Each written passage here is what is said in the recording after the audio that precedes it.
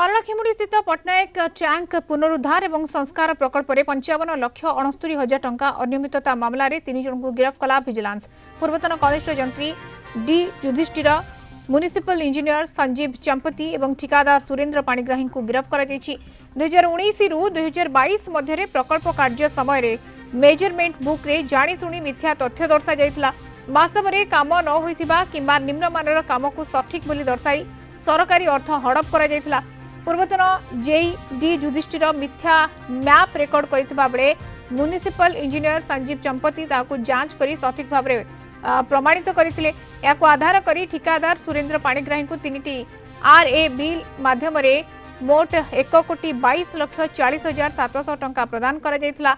Odisha vigilance वैषयिक team जांच रे प्रकल्प रे 55,69,033 टंका मूल्यर काम निम्नमानर किंबा कम परिमाण रे होइतिबा स्पष्ट होइछि। राज्य सरकार को राजकोष को सीधासलख क्षति पहुंची। ए घटना रे ब्रह्मपुर विजिलेंस थाना रे मामला रुजु करा जाइछि।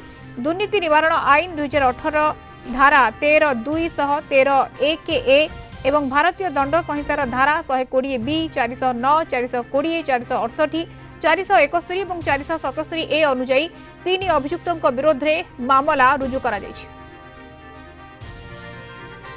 विभूति साहू कटक जोनल हेड आम सहित फोन लाइन जोड़ी होती। विभूति जो भाव में वर्तमान समय ये जो प्रकल्प कथा उठी 55,69,000 टंका ये जो अनियमितता मामला 3 जन को वर्तमान समय गिरफ्त कर देखो मधुस्मिता ये गोटे बड़ घोटाला एवं सरकारी आत्मसात होती दुर्नीति होती 55,69,000 टंका आत्मसात करछंती जो कि 3 जन संपुक्त अच्छा से 3 जन को विजिलेंस गिरफ्त कर गिरफ्त होता व्यक्ति मैंने होती पूर्वतन कनिष्ठ जंत्री डी युधिष्ठिर एवं म्युनिसिपल इंजीनियर संजीव चंपती एवं जी काम करते ठिकादार सुरेंद्र पाणिग्राही और जहाँ बिजनेस तदंतर जना पड़ी 2019 रु 2022 मध्य जो प्रकल्प कार्य होता पारलाखेमुड़ी स्थित पट्टनायक टैंक पुनरुद्धार और संस्कार कार्यक्रम ए जो काम कराही नहीं से काम दर्शा जाइए। मेजरमेंट बुक रे जानी शुणी मिथ्या तथ्य दि जाइए